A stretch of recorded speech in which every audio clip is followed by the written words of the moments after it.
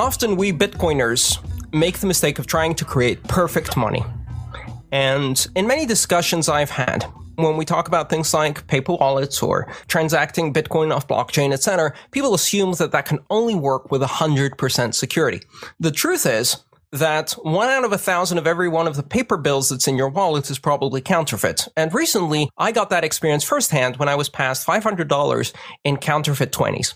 I'd like to talk a bit about my experience getting duped more so than usual. Sorry to hear about that, Andreas. That sucks. But wait a minute, aren't they all counterfeit? I mean, the Federal Reserve just prints the money kind of out of thin air. That's what we hear a lot of people say. Well, I guess not all paper is created equal. I think it's the difference between your worthless fiat being backed by a promise by Ben Bernanke or by Hewlett-Packard inkjet printers. It's less important about whether or not it's paper and more important about who's going to value that paper. And certainly some people, counterfeit paper, that's the problem. So Andreas, how exactly did this happen? Were you not able to tell between the counterfeit bills versus real bills? I mean, because you're a pretty savvy guy when it comes to this sort of thing. Yep, I was duped. I could not tell the difference. I knew there was something a tiny bit off because they felt quite thick. They felt really like brand new bills do when they've just come out hot off the press. They're still very, very crisp and stiff. So that should have been a warning, but at the time I wasn't sophisticated enough in detecting counterfeit bills. And so therefore I made the mistake of taking them. And believe me, they look like real dollar bills. Since then, I've developed a little game that we play at the meetups where I present people with a laminated card that has 4 $20 bills in, and I ask them to spot the fake one. I pay a reward in Bitcoins just to make it interesting. And so far, only about 1 in 4 people actually figure out which $20 bill is fake, even though they know that right in front of them, they have a fake one, and they still get it wrong. So, I don't think it's that easy. And that's really the bottom line. We live in a world without perfect currency security. And most of us are okay with that because most of the time we either don't notice or we pass it on without noticing. And so bad money circulating with good doesn't completely destroy the good money unless it's really at a high percentage of circulation. I think that's an important lesson for Bitcoin too.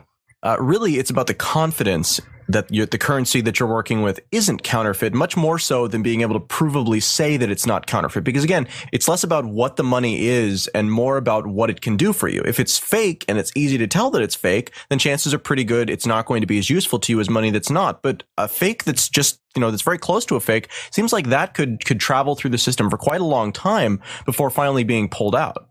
Yeah, all I care about really is not if the money is real. It's if the next person in the chain will think the money is real. Now, if I know it's not, obviously I can't pass it on. Just for the record, I have taken care of those notes so ensure not to put them back into circulation.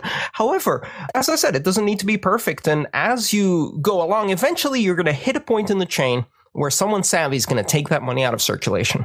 So how did you discover that they were counterfeit, Andreas?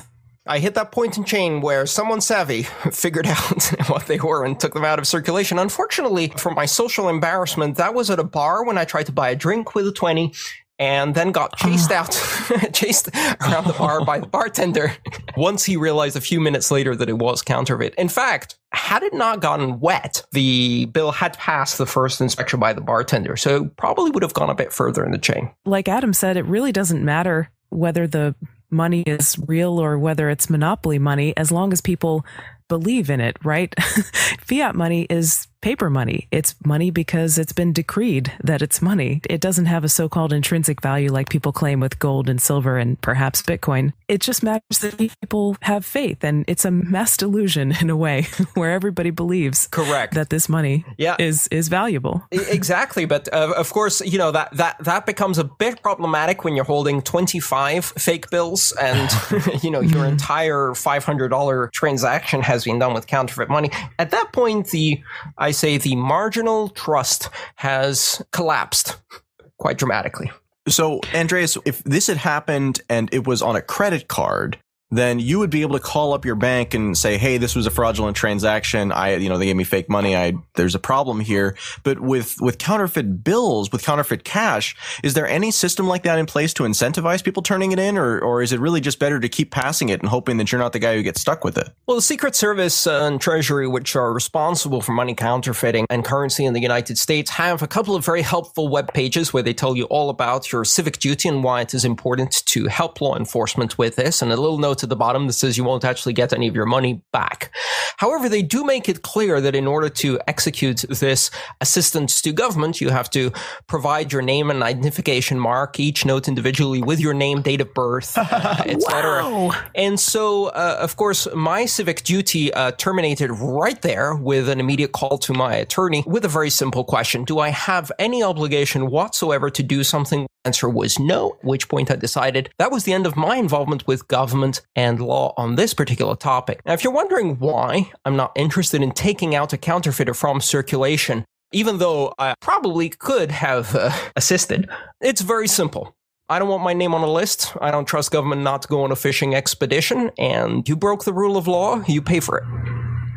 Yeah, thank you for telling us that this person gave you counterfeit money. Now we're going to go after you until you shift the blame onto them. Yeah, pretty much. So anyway, I kept the money and turned it into a parlor game for my meetups, articles, and I hope to make slightly more than I was basically scammed out of through this process. It was a very interesting learning experience.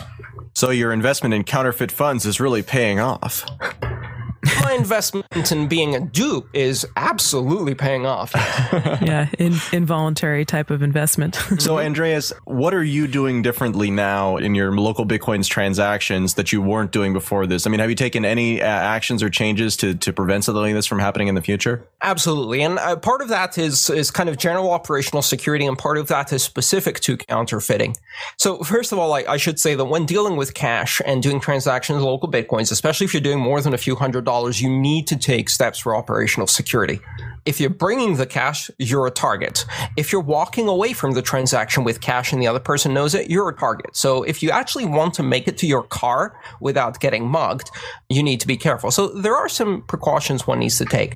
Now, I was taking those, but not necessarily the counterfeiting ones, and I tried out a bunch of products, including pens for marking the bills, UV lights, and various other things. And I also educated myself on all of the unique characteristics of a so-called real dollar bill so that I could better identify them in the future.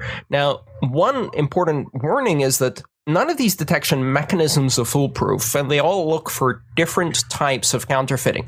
So, for example, the little magic pens you see that people write on the bills and they change color, what those are doing is they have a chemical substance that reacts with starch. Now, because dollar bills are made of cotton and not paper, essentially they're the same as blue jeans, really, it's the same kind of fabric. They don't have any starch in them, so they don't get that reaction, whereas if money is printed on paper, it does. However, very easy to fix that. Bleach a $1 bill, print $100 bill face on it, and you've got paper that no longer reacts. So, not foolproof, right? UV, on the other hand, can reveal color for a different type of a bill and in a different location. So, for example, if you bleach a 5 and you make it into a 20, it's going to look weird because the line will glow the wrong color and will be in the wrong place. All of these mechanisms are useful, but at the same time, you have to kind of apply all of them and be smart. So I did another transaction since.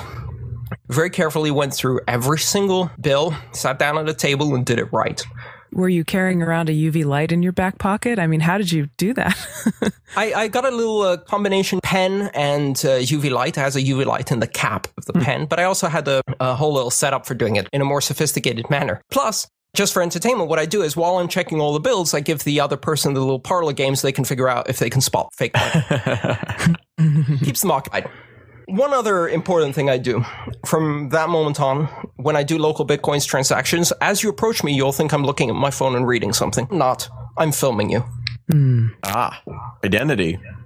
Absolutely. I will happily delete those videos once a transaction has gone well, but for my own protection, I will keep them in case there is an attempt to do counterfeiting. Well, really, I think what it goes to show, and your experience certainly here, is that in these larger marketplaces, and San Francisco is one of the larger ones for Bitcoin at this point, in addition to the people who are true believers here, you also have people who are criminals. Recognize the opportunity here, and in much the same way, if like you have some sort of illegal transaction that's for, just in general, with cash transactions, it's very, very difficult to have something to report. In this case, Andreas, you were left with a no-win solution here. You could have passed on the bills and hoped to achieve the value from them, or you could have turned them in and got no value from them. But either solution is a bad solution from a lot of perspectives. Let's be clear. The one solution that really isn't available for you is to pass them on. That is a felony. If you knowingly pass on a bill that you know is fake, that's really bad news. So I don't see any scenario where that's a solution. But you're absolutely right. You end up with no recourse and a nice lesson, I guess. Well, thanks for sharing that experience with us, Andreas. That's really interesting. And again, it just shows that this is growing up and everybody needs to kind of up their game when it comes to security, because apparently it's going to be an issue. You're very welcome, Adam. In recognition of this amazing show, you will be receiving a $500 donation in cash in an envelope in the next. Woohoo! Just don't get it wet. Yeah, just don't get it wet. Just don't get it wet.